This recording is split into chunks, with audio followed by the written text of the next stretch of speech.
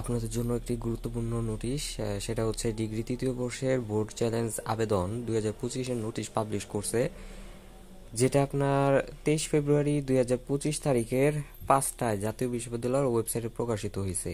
এবার ডিগ্রি তৃতীয় বর্ষের পরীক্ষা পাশের হার 57.85%। তো যারা ফেল করছেন তারা কিভাবে পুনর্নিরীক্ষণ বা বোর্ড চ্যালেঞ্জ করবেন সেটা এখানে দেওয়া আছে।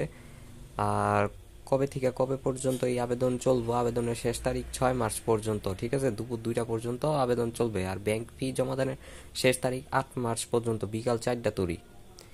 তো এইখানে দেওয়া আছে সব কিছু, আপনারা পড়ে নেবেন। অনলাইনে আবেদনের লিংক, ঠিক আছে, অনলাইনে কিভাবে আবেদন করবেন এখানে দেওয়া আছে, এই যে লিংকটা দিয়ে দিছি, এখানে ক্লিক করলেই আপনি আবেদন করতে পারবেন।